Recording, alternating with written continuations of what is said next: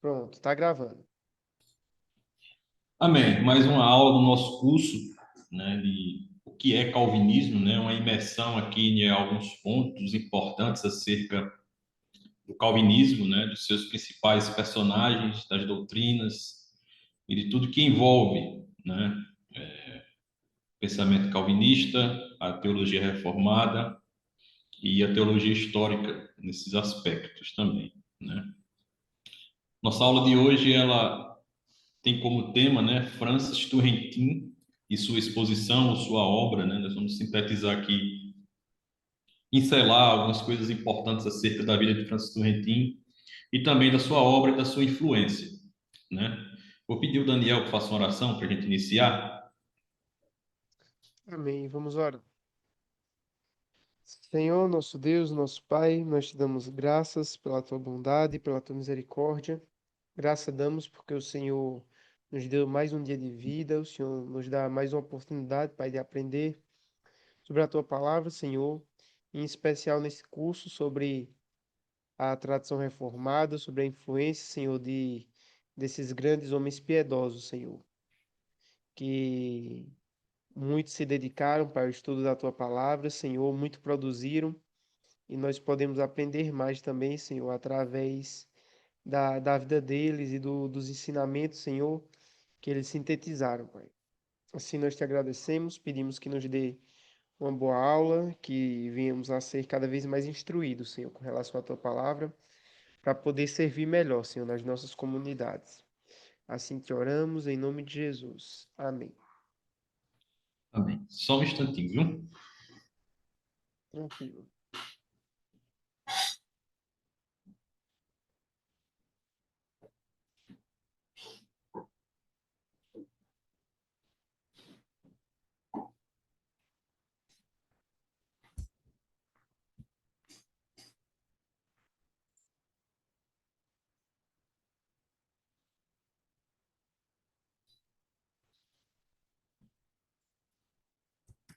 A câmera do senhor ficou invertida. Ficou de cabeça para baixo. Cabeça para baixo, né? Deixa eu ver aqui o que foi que aconteceu com esse aplicativo abençoado, Jesus.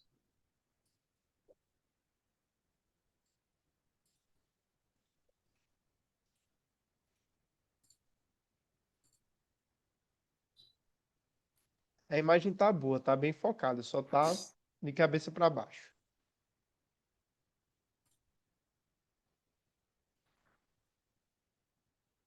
Espera aí, viu? Mas qualquer coisa, como é a câmera do senhor, se o senhor não tiver problema, pode prosseguir desse modo. Que o slide tá ok.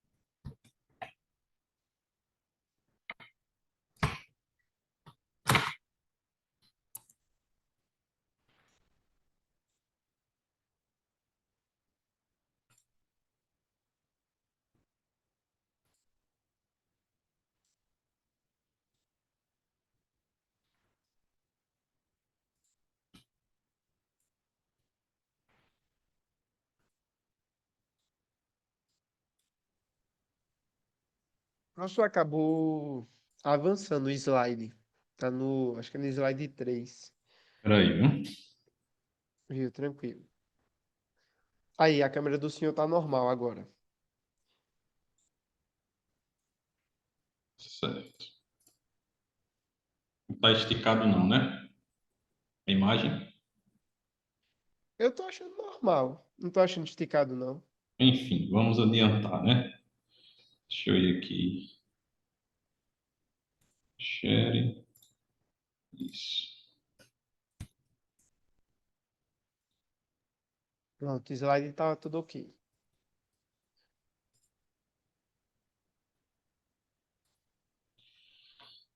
Beleza. Como eu falei no instante, né, há pouco, aqui na gravação da aula, na nossa aula,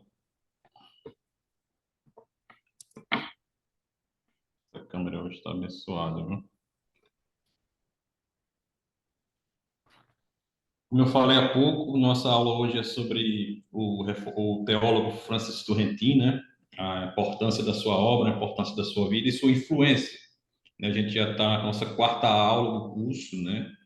Estamos aí partindo para o final e espero que vocês estejam aprendendo, né? Que vocês estejam usufruindo aí do conhecimento desse curso, que é um curso de imersão, um curso introdutório, né? Nós não buscamos aprofundar nos temas, mas trazer um entendimento geral acerca do tema para que a gente consiga, para que vocês consigam, na verdade, absorver o máximo de informação possível, né? Nesse tempo curto que nós temos. Então, o primeiro ponto aqui é sobre a vida de Francis Turretin, né? Ele nasceu em Genebra em 1623, 59 anos depois da morte de João Calvino, né? Então, ele era filho de Benedito Turrentin, um imigrante italiano que chega em Genebra por volta de 1574, né? Vindo de Lucca, na Itália. Então, ele se estabelece ali em Genebra e Francis Turrentin é filho deste homem aí destacado na sociedade genebrina, né? Turretin ele recebeu uma formação acadêmica profunda, né? Uma formação acadêmica bem robusta, né? Ele estudou em Genebra, ele estudou em Leiden, né, na Holanda, em Utrecht, estudou em Paris, na Universidade de Salzburg também, Montauban e Nantes, né? Então, ele teve aí uma vasta formação acadêmica, né, que ele lhe deu subsídios para que ele pudesse produzir a obra ou as obras que ele produziu, né? Então, o Turretin ele teve a oportunidade de ser instruído por grandes teólogos, né? Teólogos proeminentes, completando assim os seus estudos em Genebra por volta do ano de 1644. E ali, digo antes de sair, na verdade, né, ali o estudo básico, se preparando para o exterior, onde ele teve essas interações e essa formação nessas outras universidades, né?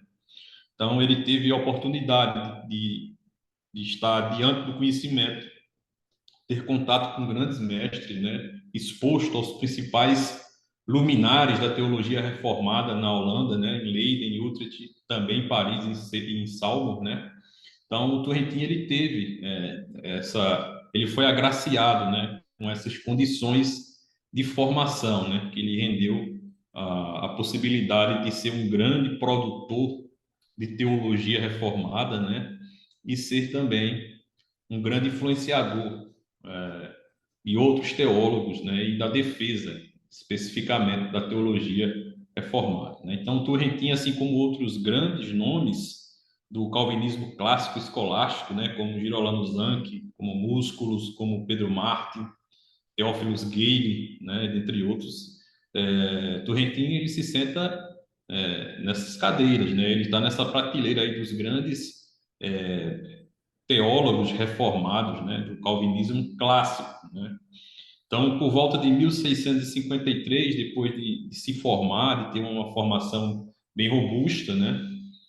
O Turretin ele é nomeado sucessor do seu mentor, que é o Teodório Tonchan, né? Que era neto de Teodoro de Beza, né? Então, Turretin foi nomeado mentor, na verdade, ele foi nomeado a cadeira da teologia, né? A Academia de Genebra, cadeira de teologia foi legada a ele com a morte, na verdade, com a morte de Tonchan, né? E, e isso foi providencial no seu crescimento, né? Na sua influência ali em Genebra, no âmbito acadêmico, né? Ele foi pastor, foi teólogo, foi acadêmico, foi apologista, né? Lecionou por 30 anos na Academia de Genebra até a sua morte, que foi em 1687, né? Então, é um teólogo reconhecido pela sua erudição, o rigor acadêmico, a habilidade de lidar com questões teológicas complexas, né? Então, ele ocupou esse cargo aí na Academia de Genebra até a sua morte, né? Até o seu último dia de vida, em 28 de setembro de 1687, né? Então, os últimos anos de Turretin são resumidos numa notável carreira de ensinar e defender a ortodoxia reformada, a ortodoxia genebrina. Então, aqui nós temos os primeiros dados sobre quem foi esse teólogo, né? O Francis Turretin. Então, como disse, foi pastor da igreja italiana, né, em Genebra. Foi pastor também em Lyon, né? Ele saiu de Genebra para pastorear em Lyon por algum tempo, na França. Muito conhecido pela sua piedade, pela defesa da Igreja de Cristo, pela apologética, pela defesa do legado de João Calvino e da tradição reformada. Então, a gente tem aqui os primeiros dados e aqui informações primárias, né, sobre a vida, nascimento, a formação de Francis Turretin, o seu trabalho acadêmico, né, 30 anos na Academia de Genebra, assim, lecionando para grandes nomes da teologia, né, que foram importantíssimos na expansão da Igreja Reformada na Europa, né? Então, é um teólogo grandíssimo, né? Um teólogo grandíssimo, profundo, muito assertivo, né? E que deve ser conhecido, né? Que deveria ser conhecido por muitas mais pessoas no meio acadêmico, né? No meio teológico, né? Porque muitos teólogos não conhecem, né? Não conhecem a obra de Turretin, não conhecem a sua vasta produção teológica, né? Tão importante, tão profunda. Para a gente continuar aqui na aula, eu vou destacar uma coisa que foi importante aqui, que Turretin trabalhou muito na contestação desses pensamentos teológicos, né? A gente destaca o trabalho apologético de Turretin na defesa da teologia contra o amiraldismo, né? Então, o que foi o amiraldismo, né? Era uma doutrina central, na verdade, é uma doutrina central, né?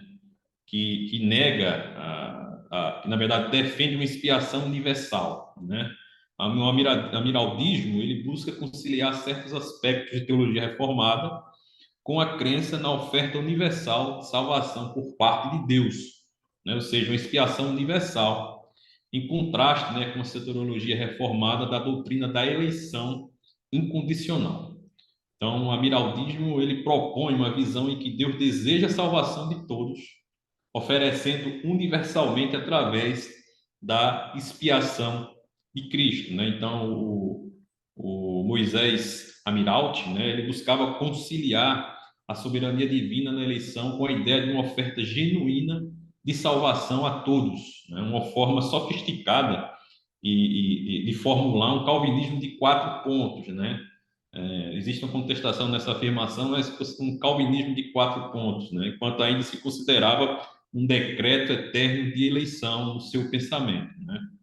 Então, o amiraldismo ele tenta conciliar esses certos aspectos da teoria reformada com essa crença na oferta universal da salvação, né? Então, no amiraldismo, a expiação de Cristo não é vista como limitada, como nós defendemos os reformados, né? Em seu valor, né? Em seu poder redentor. Pelo contrário, o Amiraldi, né? Ele defende outra coisa, né?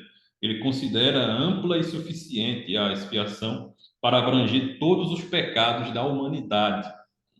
Essa visão difere da nossa visão tradicional ortodoxa reformada, né?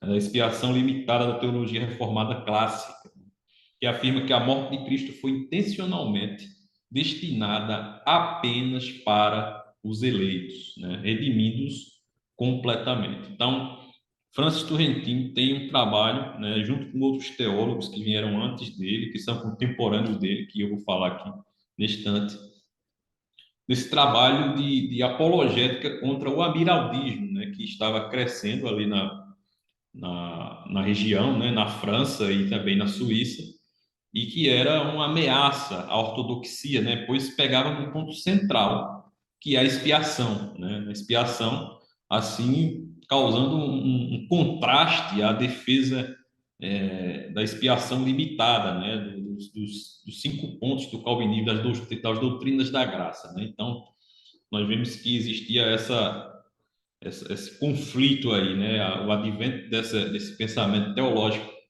que foi perigoso para a igreja ali na Suíça, na França e naquela região da Europa, né? Então, o amiraldismo é esse ponto aqui que a gente vai destacar do trabalho apologético de Turretin e de seus contemporâneos naquela época, né?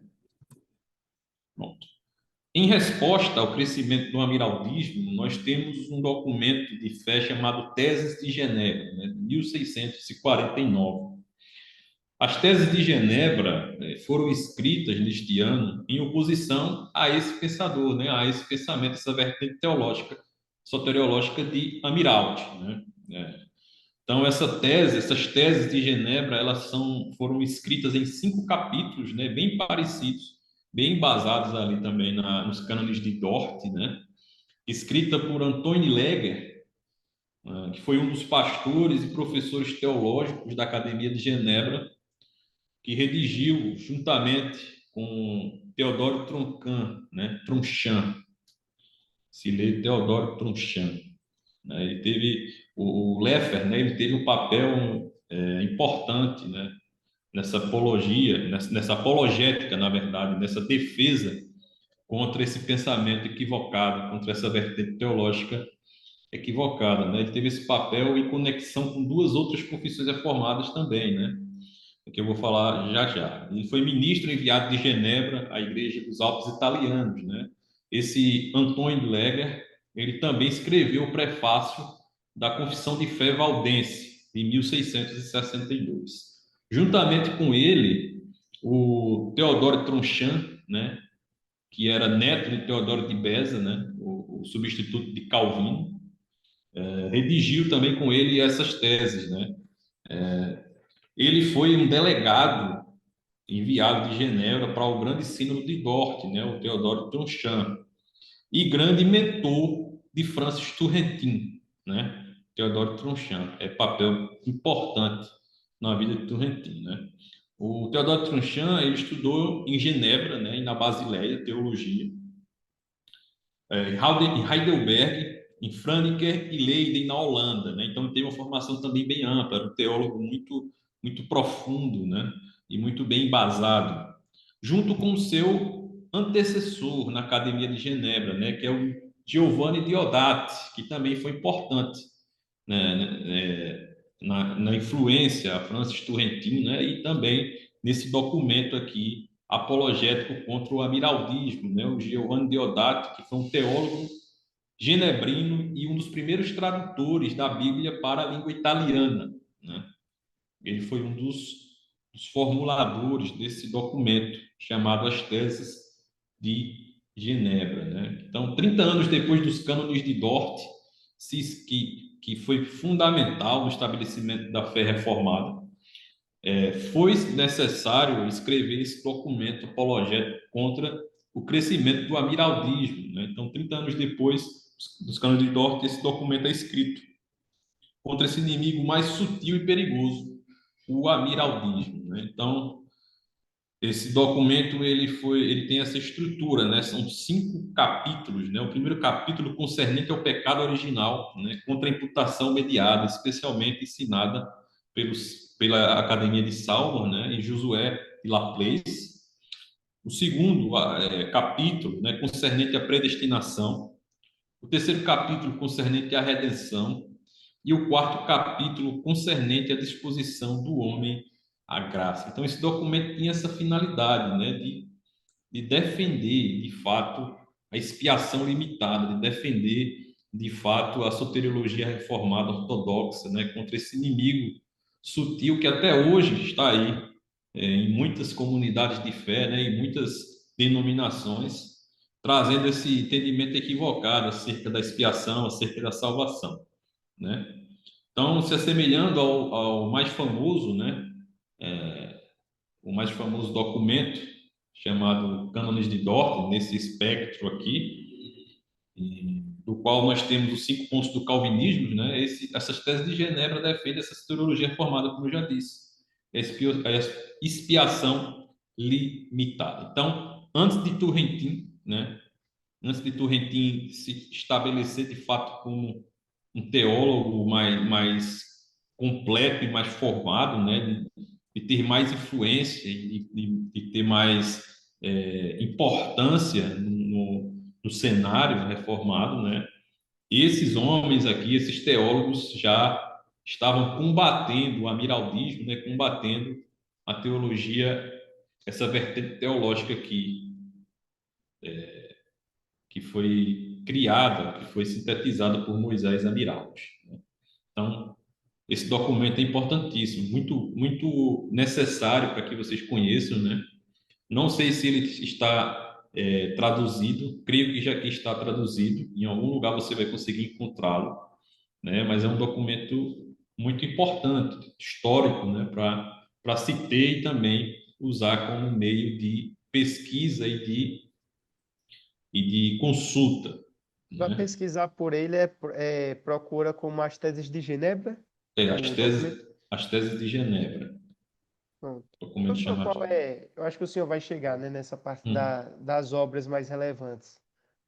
Mas isso, assim, então eu vou deixar para fazer a pergunta mais para frente, então.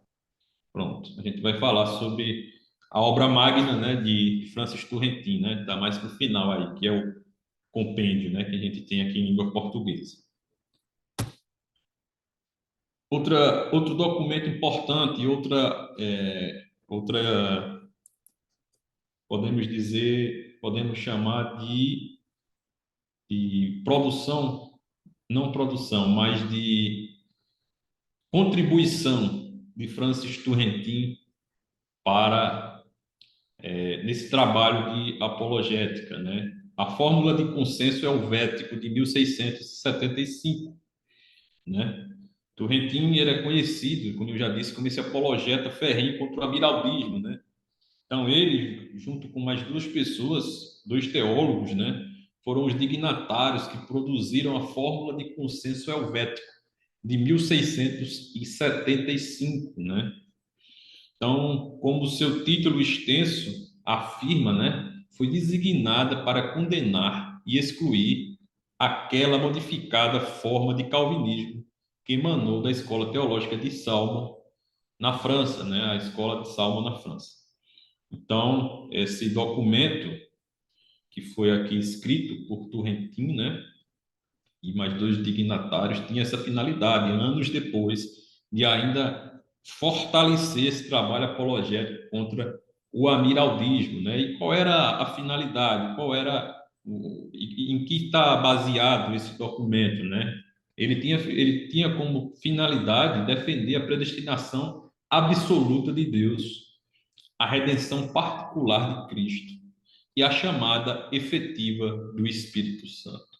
Então, a fórmula de consenso helvético vem com essa finalidade, né, de fortalecer essa defesa que começa lá com as teses de Genebra e que ainda era necessária de ser feita, né, anos depois, pois o amiraldismo ele ainda estava estabelecido, né, ainda estava, na verdade, ele crescia ainda mais na Europa, né, e influenciando as igrejas ali reformadas na França, na Suíça e nos países próximos, né? Nós temos aqui um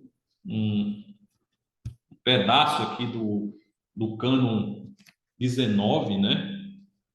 Que é o artigo-chave aqui desse documento, né? Então, o cânon 9 é o artigo-chave que diz assim: da mesma forma, o próprio chamado externo que é feito pela pregação do Evangelho é também da parte do próprio Deus, que sinceramente chama, pois em sua palavra ele mais séria e verdadeiramente revela, não de fato sua vontade secreta em respeito à salvação e destruição de cada indivíduo, mas nossa responsabilidade e o que irá acontecer conosco se fizermos ou negligenciarmos esse dever. Claramente, esta é a vontade de Deus que chama que aqueles que são chamados venham a Ele e não negligenciem tão grande salvação. E então ele sinceramente promete vida eterna àqueles que vêm a Ele pela fé. Continuando, ele diz: os eleitos só creem pelo chamado externo que é universalmente oferecido, enquanto os réprobos são endurecidos. Isto procede tão somente pela graça discriminatória de Deus.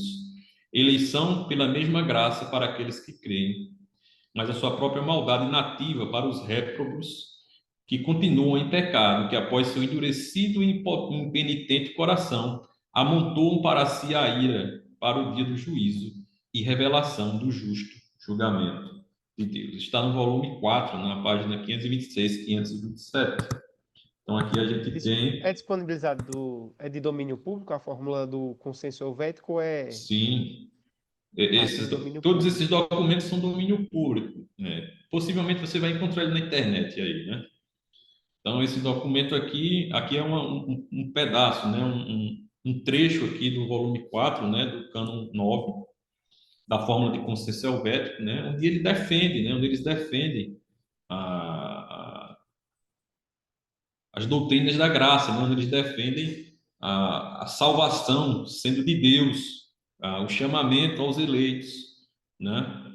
A eleição pela graça, né? Eles defendem que Deus, mesmo que endurece os corações para que os homens não creiam, né? Que o chamamento é especificamente aos eleitos, né? Que a pregação da palavra ela está disponível a todos os homens, mas somente os eleitos, somente aqueles que foram lavados, que tiveram seus pecados expiados eficazmente por Cristo.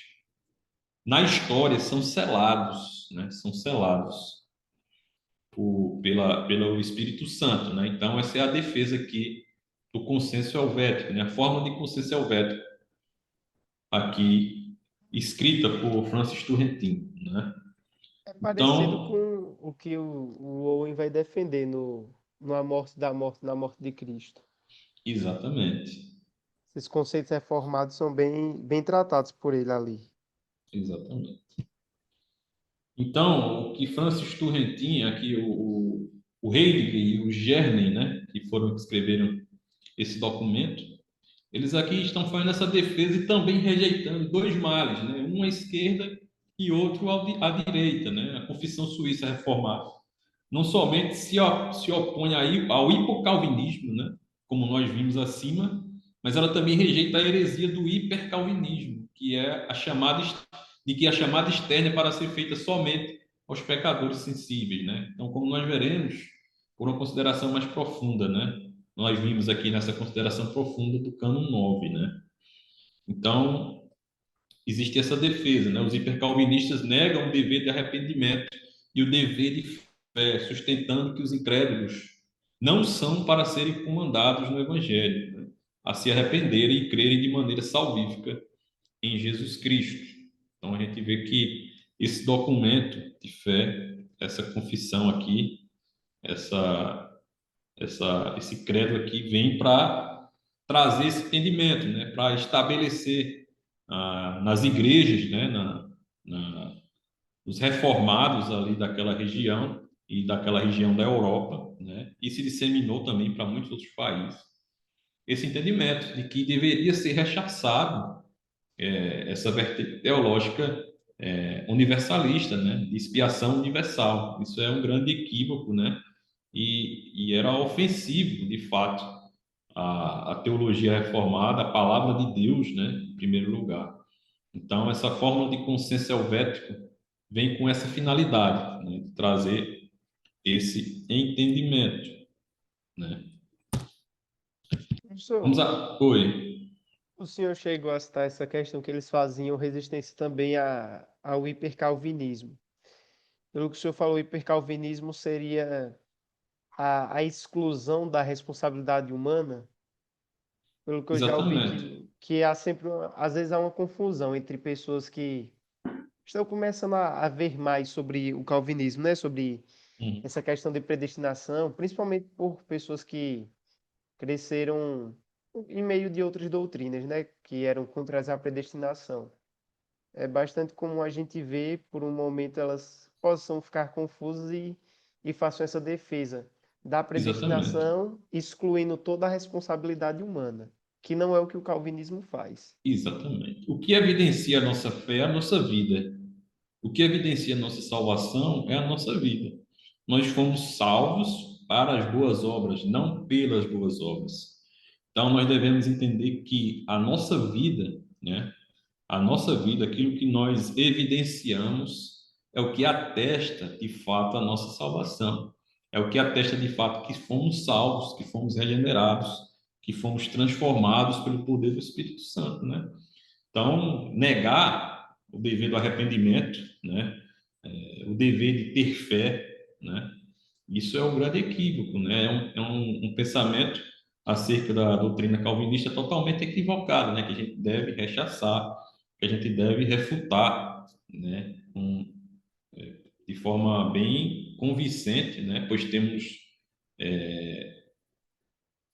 na verdade, nós temos dados e temos a teologia bíblica que atesta isso, né? Então, essa defesa de um hipercalvinismo é totalmente equivocado, totalmente equivocado.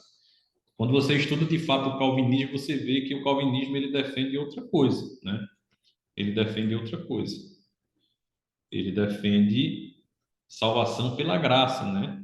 Onde Deus elege, onde Deus chama o homem na história, o homem responde através da intervenção do Espírito Santo. E agora esse homem vai perseverar na fé, né? Se não existe perseverança na fé, não existe salvação, né? Não existe salvação. A perseverança dos santos é isso. Apesar de você estar entre altos e baixos, você oscilar na fé, você muitas vezes duvidar da sua fé, mas você lá no fundo, a sua vida evidencia isso. Lá no fundo, você tem essa certeza de salvação, essa certeza da obra de Cristo, da obra meritória de Cristo na cruz do Calvário. Então, quando você tem essa certeza e quando a sua vida evidencia uma fé verdadeira, né? Isso atesta de fato que você é um eleito, que você foi salvo por Cristo Jesus, né? Então chegamos aqui à obra magna, né, de Francis Turretin, que é essa beleza aqui, né? Essa beleza que é chamada de Institutes of Electric Theology, né? Em inglês. Meu inglês é péssimo, mas estou tentando traduzir para você, passar aí alguma coisa para vocês aí acerca do inglês, né? Foi escrita em 1679, né? Então, essa é uma teologia sistemática exaustiva, né? É um grande catecismo. Se você observar, é um grande catecismo com perguntas e respostas. Contrasta a escritura com perspectivas teológicas conflitantes, né? Extremamente importante no estabelecimento do pós-reforma. Influenciou Charles Hodge, a sua sistemática, né? Que é essa daqui, sistemática de Charles Hodge, não sei se vocês já viram, e influenciou a posteridade toda de teólogos reformados, né? Essa obra de Francis Turretin, que é o Compêndio de Teologia Apologética, é fantástica, né? É fantástica. É uma obra que todo mundo deveria possuir, né? Vou ver se eu consigo pegar ela aqui. Não sei se vocês estão vendo. Ah, é até pesado de pegar, que é essa daqui, ó. Tá vendo? Ela está em 3 volumes, né? Como é o nome dela em português? Compêndio de Teologia Apologética, lançado pela editora Cultura Cristã em 2011, né? Mas aqui no inglês, né, ela tem esse título, né? A tradução aqui do original é Institutes of Electric Theology, né? Theology, Institutes of Electric Theology, né? Para ser mais assertivo aí. Ou também podemos chamar em português de Instrução à Controvérsia Teológica, ou, como foi lançado, né, como preferiram lançar, Compêndio de Teologia Apologética, né, que foi publicado originalmente por Turretin em 1679, né, que consiste Um resultado de 30 anos, como eu já disse, de ensino na Academia de Genebra, né? Um trabalho maciço de escolástica reformada, né? Que tem aí aproximadamente 1.800 páginas. Então, se você quer ler ela rápido, eu lhe digo que você não vai conseguir, porque você precisa refletir, ler de uma forma profunda, né? Uma forma bem pausada, né? Observando bem os termos, observando bem as suas arrumações teológicas, né? Os seus arranjos teológicos. É uma obra bem acadêmica, mas não é muito difícil de se compreender, não. Mas se você... Professor, Oi. a linguagem dela é, é mais difícil ou está no mesmo nível das institutas? Turrentino, alguns teólogos afirmam que Turrentino é um teólogo mais excepcional do que João Calvino. Eu discordo. Na questão da linguagem, né? Eu acho que está no mesmo nível de linguagem, né? É uma obra que está no mesmo nível de linguagem. A diferença é que a obra de Francis Turretin é uma teologia sistemática, né? Mais resumida, com perguntas e respostas, né? Digo resumida comparada a alguns temas das institutos, mas é uma obra exaustiva, né? Uma obra bem densa também, né? Mas é uma obra que, se você tem um aparato teológico, se você tem conhecimento teológico aí prévio, você vai conseguir estudá-la, né? Se você conhece teologia sistemática, você vai conseguir estudá-la. Então, é uma obra que eu indico fortemente, né, vivamente, para que vocês adquiram, né? Apesar de ser muito cara, mas recomendo que vocês adquiram, porque além de vocês estudarem ela, né, vocês não vão estudar essa obra sempre, né? Mas é uma obra muito necessária para consulta, né? Uma obra muito necessária para consulta, para quem dá aula, para quem quer tirar uma dúvida acerca de um tema específico. Aqui você tem aqui uma obra magna, né? Uma obra que influenciou aí somente Charles Hodge, né? Que escreveu essa belezinha aqui, ó. Vocês estão vendo aqui, ó. Esse provavelmente aqui é o maior livro que eu tenho aqui, é esse daqui. Digo num tom só. É muito grande, né? 3.000 e poucas páginas, né? Exatamente. Aí, Então, já chegou a ler todo, professor, esse daí? não tem como, não. Eu só tenho 29 anos, meu filho. É, aí também, para o cara ter lido essa estante toda aí, só tendo a idade do nosso reitor. De Brincadeira. alto. Então, é uma obra que você pode estudá-la completa, mas vai demandar muito tempo. Mas é uma obra excepcional para consulta, né? Tanto a teologia sistemática de Charles Hodge, como o compêndio de teologia apologética, que é uma obra magnífica, né? Então, essa obra, como eu disse, consiste nesse trabalho de 30 anos de Turretin, né? Na Academia de Genebra, né? Então, o objetivo que Turretin tem ao escrever a obra, né, é contrastar a escritura com perspectivas teológicas conflitantes, né? Então, aqui você tem aqui um conflito, né? Ele faz uma defesa de vários temas da teologia em contraste com teologias equivocadas, né? Particularmente o catolicismo romano, particularmente o arminianismo, o socianismo, né? Então, essa obra é uma obra em 3 volumes, né? Como eu disse aqui na língua portuguesa, que abrange diversas áreas da teologia reformada, né? E é considerada uma das mais importantes contribuições teológicas do período pós-reforma, né? Então, essa é uma obra que foi escrita em latim também, e sua tradução para o inglês foi feita no século XIX, né, por Charles Hodge, o grande acadêmico da Universidade de Princeton, né, que adotou essa obra no seu curso de teologia sistemática na Universidade de Princeton. Então, Charles Hodge solicitou que fosse traduzido, né, para o inglês, e ali ele utilizou na formação de grandes mentes da teologia, né? Então, esse é o entendimento aqui inicial sobre a obra. A gente vai pensar mais sobre ela aqui através do próximo slide. Eita, acho que sumiu minha imagem aí, né? Sumiu, acho que quando recebe ligação, não sei se foi ligação, é porque vibrou como se estivesse recebendo ligação. Espera aí, viu? Certo.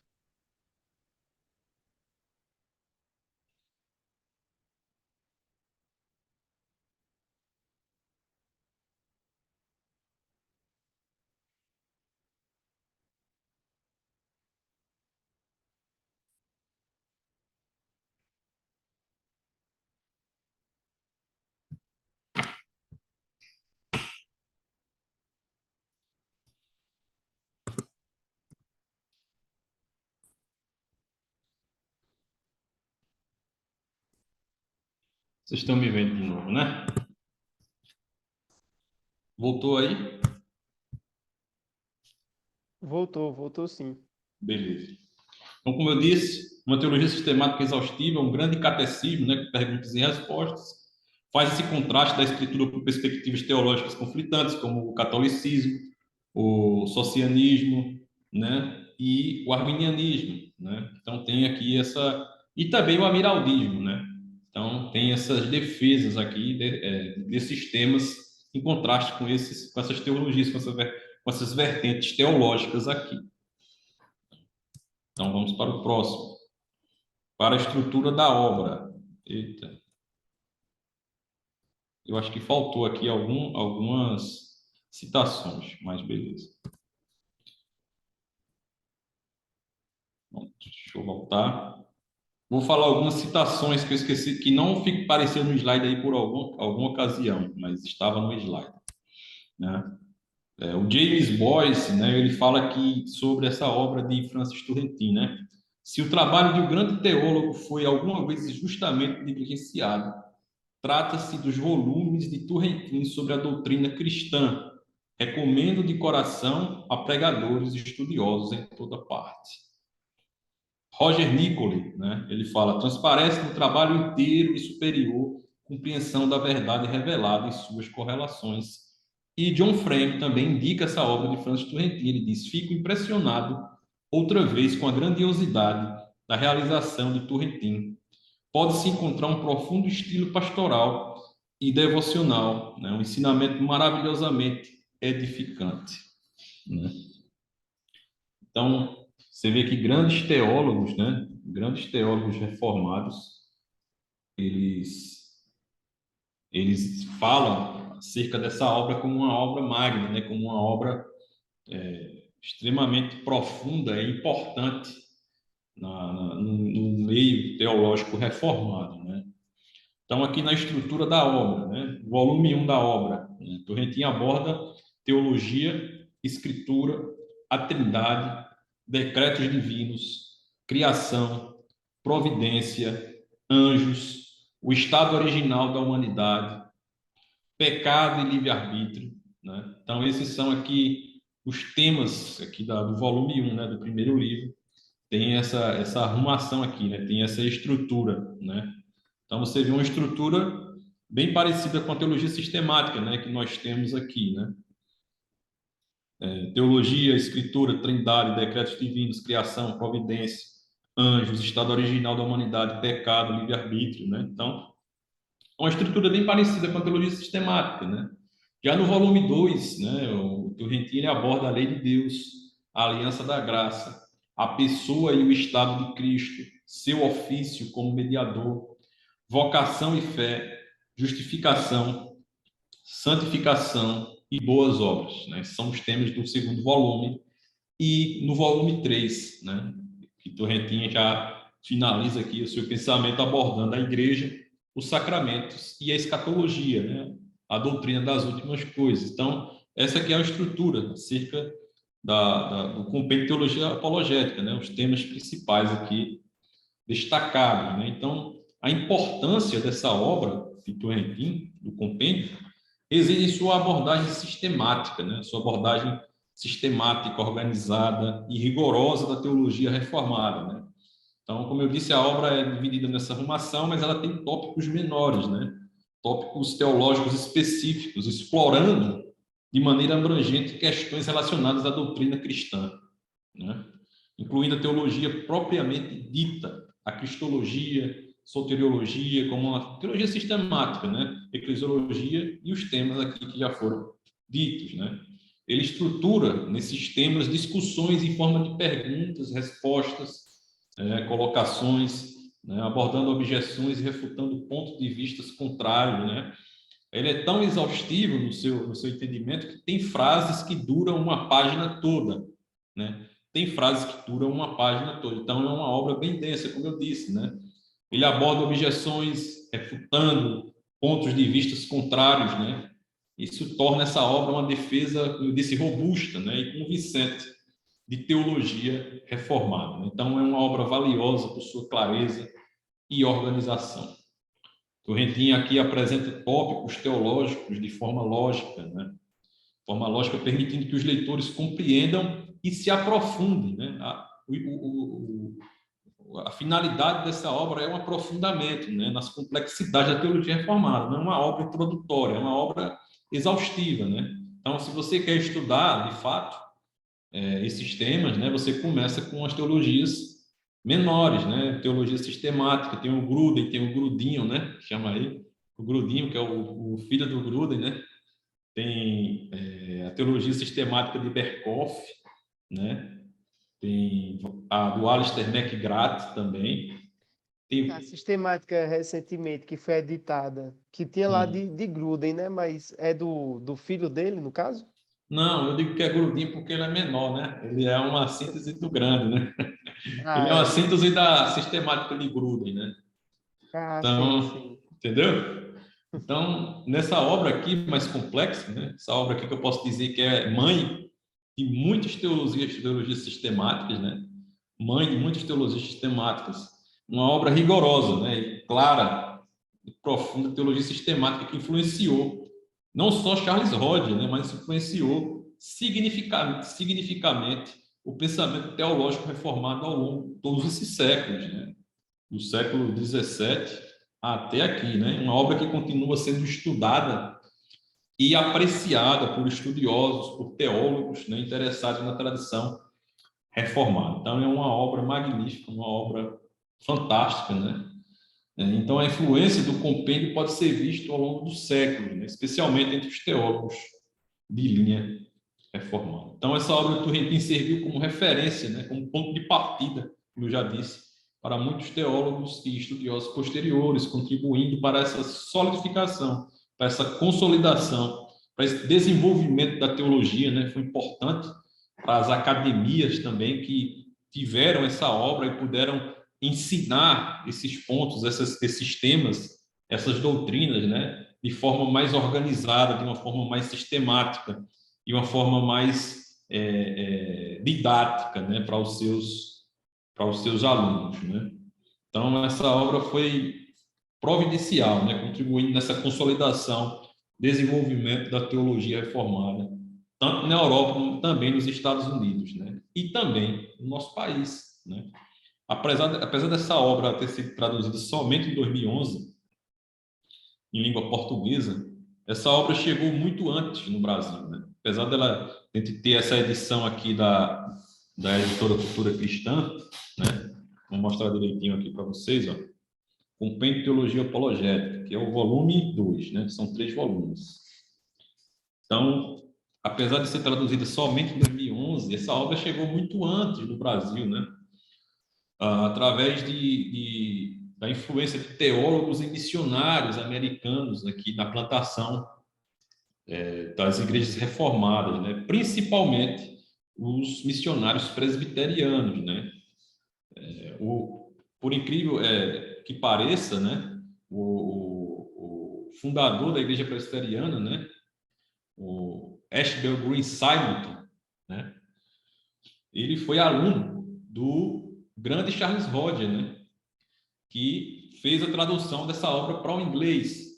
Então, o Charles Hodge, ele influenciou o Simonton a vir para o Brasil, né? Eu já li o diário de Simonton, né, algumas vezes, e ele ali destaca o seu dilema, né, de decidir ir para o campo missionário, decidir ir para o Brasil e para o seminário, né? E ele fala acerca da influência de Charles Hodge, né, na sua vida acadêmica e também na sua decisão de vir para o Brasil, de plantar a igreja presbiteriana aqui no Brasil, né? Então, Simonton foi esse aluno de Charles Hodge e foi influenciado por essa obra aqui, ó. Porque na época a teologia sistemática de Roger não estava pronta, né? Não estava organizada. Então, o que se utilizava como base, né? Como uma das bases do estudo teológico é esse compêndio, né? Esse compêndio de teologia apologética de Francis Turretin, né? Então, Francis Turretin é esse teólogo desconhecido, né? Mas que está de forma subjetiva nos púlpitos de todas as igrejas, né? Há muitos anos, né? Muitas décadas, há 2 séculos aí, né? E nas classes de escola dominical e também na academia, né?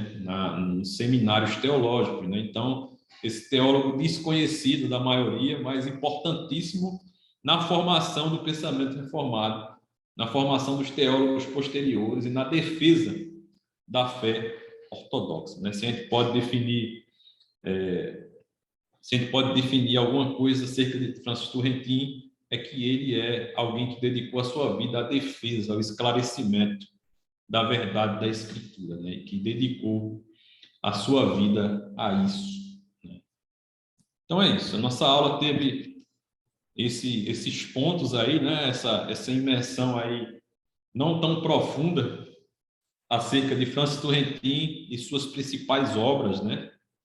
E espero que vocês tenham aprendido alguma coisa, né? Que vocês tenham absorvido alguma coisa, pois a partir daqui o entendimento é que vocês progridam mais no conhecimento, né?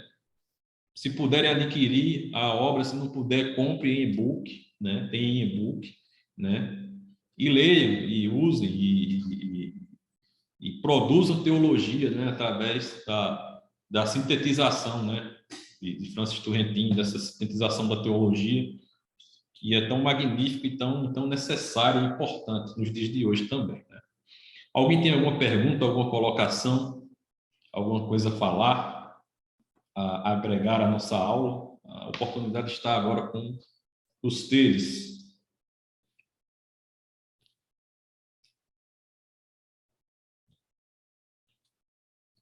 Todo mundo está calado. Então, todo mundo aprendeu tudo. Ninguém tem nenhuma pergunta. Que bom. Então é isso. A nossa aula teve teve esse entendimento hoje, né? E na próxima aula a gente vai encerrar, né, o nosso curso com a influência do calvinismo, né, e as suas implicações práticas na vida da igreja, né? Daniel, quer falar alguma coisa ou não? Quando o senhor falou da aula de Turrentinha, eu fui pesquisar, mas pelo menos na Amazon não acha para vender, não. Tá sem estoque. Só acho usado. Mas É, tem outras editoras que tem, eu acho. o compêndio, né? O compêndio você vai achar ele aí na faixa de R$ 550, né? Vai achar na faixa de R$ 550 esses 3 tomos aqui impressos, né? Já foi muito mais caro, né? Já foi 800, já foi R$ 900, chegou até mais de 1.000, né? Mas hoje você consegue comprar, né, em algumas, se você ficar atento às promoções, por R$ 550, né? Que foi o preço que eu adquiri, 550, que eu achei um preço bom, pois já acompanhava essa obra para comprar há muito tempo, né? Há muito tempo, mas é uma obra fantástica e que quem quer estudar teologia mesmo deve ter e deve aproveitar, né? Do conhecimento que não tem preço, né? Uma obra dessa aqui ela não tem preço, né? Junto com as Institutos de João Calvino, não tem preço. O que você pagar ainda é muito barato em comparação ao valor, né, dessas obras. Na editora El Shaddai tá de R$ 400. Olha, R$ 400. Aproveite para comprar agora, porque tá de graça, viu? Tá de graça. É uma obra muito boa. E ela fica sem estoque de vez em quando, viu? Porque eles não imprimem mais. Na verdade, é uma obra que não é impressa com muitos exemplares, né? Porque não é uma obra que é vendida assim toda hora, né? Uma obra de 500, 600 reais é uma obra que sai muito pouco, mas 400 reais está muito bom. Se vocês puderem comprar, adquirir, recomendo, viu? Recomendo. Pois é, os que chegaram atrasados na aula, a aula vai ficar gravada, né? Então amanhã o pastor Elton vai disponibilizar, né? Para que vocês possam assistir aí a aula na íntegra, né? Mas a nossa aula hoje ela foi até um pouco mais curta, né? Porque esse tema, na verdade, esses temas últimos aqui, né, são temas menos densos, né? Os primeiros temas tinham muita parte histórica, né? Esse tema aqui, voltado a Francis Turrentin, é só um personagem, né? Um personagem e a sua obra ali pontuada, né? Para que vocês possam pesquisar mais também e conhecer mais profundamente. Então é isso. Que Deus abençoe vocês. Na próxima segunda nós teremos a última aula do curso, né? Quem ainda não fez os resumos das aulas, faça, né? Faça o resumo, mande, pode mandar no meu WhatsApp, né? Quem está com problema naquele e-mail que eu disponibilizei, mande os resumos das aulas, né? O resumo dessa aula e das outras aulas também, para que a gente possa finalizar o curso, né? E após o curso a gente enviar o certificado de vocês de conclusão, né? Se vocês tiverem alguma dúvida, pode perguntar ao pastor Elton. As outras aulas estão lá no YouTube, né? Estão lá no canal do YouTube para vocês assistirem, né? Então, está disponível aí há não sei quanto tempo, mas creio que vai ficar até o final do curso, para que vocês possam assistir, né? Então, que Deus abençoe vocês, Deus abençoe Alexandro, a irmã, que eu esqueci o nome, mas está com o nome de Victor, aí deve ser do seu filho, o irmão Paulo, Ellen, Daniele e Daniel, né? Sou Rose, professor. Irmã Rose. Deus Isso. abençoe, irmã Rose. Amém ao senhor também. Amém. Até mais, até segunda. Deus abençoe vocês. Até mais, vou estar aqui encerrando a aula. Tchau.